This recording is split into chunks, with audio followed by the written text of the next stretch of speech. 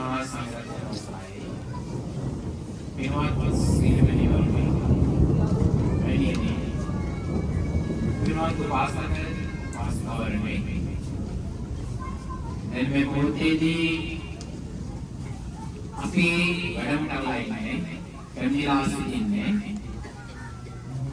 මේ මහා පත්‍රකල්පේ දෙවනියට පහළ වී බලාන කෝණාගමන බුදුරජාණන් වහන්සේ උපන් උතුම් ස්ථානයයි මේ ස්ථානයේ පිටා තිබෙන්නේ අටවස්තුවේ නිගලහම නැවති ස්ථානය. එතකොට මේ ගම්මානේ නම තමයි නිගලහම. නිගලහම. එතකොට මේ නිගලහමේ තමයි අකුසංග මේ කොණාගමන බුදුරජාණන් වහන්සේ මේ ස්ථානයේ කෙනී වාගේ දේවල් සිදු වෙන්නේ අශෝක ස්තම්භයේ හම්බුණා. ඒකේ තියෙන සෙල්ලිපිය හම්බුණා. එතකොට ඔය වෙතන්න බලන්න පුළුවන් අරේ හොඳට සෙල්ලිපියේ අහුරු කරලා කියනවා මේ මා අත්කල්පයේ දෙවනියට පහළ වේවදාන කොණාගමන බුදුරජාණන් වහන්සේ ඉපදිනේ උපන්නේ ඉපදුනේ පහළ වුණේ මේ ස්ථානයේමයි. ඒ වගේම මේ බුදුරජාණන් වහන්සේගේ මාලිගාව මෙතන ඉඳලා අර පැත්තේ කිලෝමීටර් භාගයක් තියෙන්නේ නටබුන් ඒ මේ බුදුරජාණන් වහන්සේගේ රාජමාලිගාව. ඉතින් ධර්මාශෝක අධිරාජ්‍ය අපේ වස්තුවට ආපු වෙලාවේ මේ උතුම් ස්ථානයක් ව්‍යාගෙන එවිලා උපගොත් මහරහතන් වහන්සේගෙන් නැත්නම් මොග්ගලී පුත්තිස් මහරහතන් වහන්සේගෙන් සියලුම කරුණු කාරණා දැනගන්න.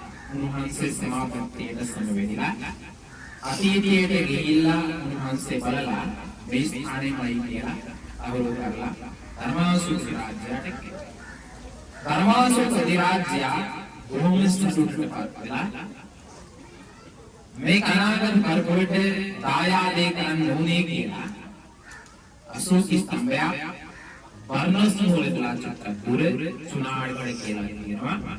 අන්නේ තැනදලා අරගෙන විල්ල මේ ස්ථානයේ පිටවලා අනාගතේ කාටවත් කියන්න බැරි විදියට වෙන තැනක ඉදුනේ.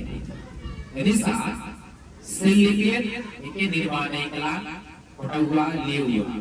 ඒ තමයි සෙල්ලිපිය. භාෂාව පාලි අකුරේ ප්‍රාණ.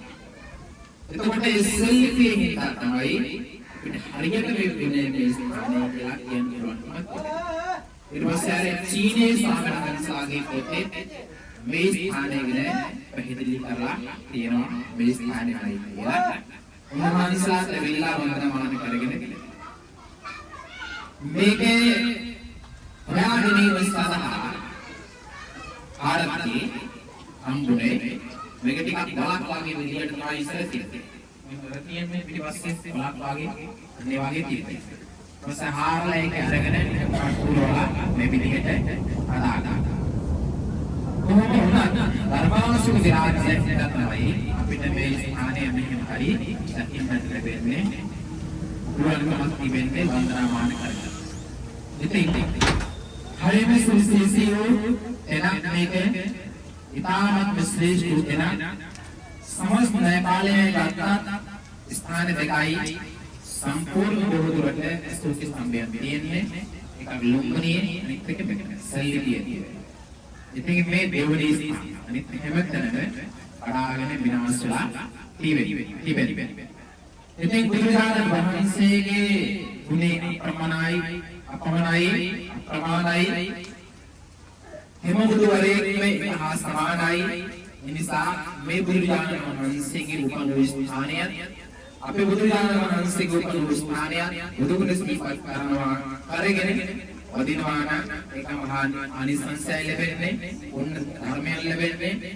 එනිසා හොඳට බුදුගුණ සිහිපත් කරමින් තමන්ගේ අරමුණක් මුදුට සිහියට නගාගෙන වන්දනාමාන කරගන්න මෙලොවත් පරලොවත් බුදු සසර ගමන මුසපවත් වන්නා වූ මහා වඥා පුණ්‍ය ධර්මයන් බවට පත් කරනවා පාරමිතාවන් බවට පත් කරනවා.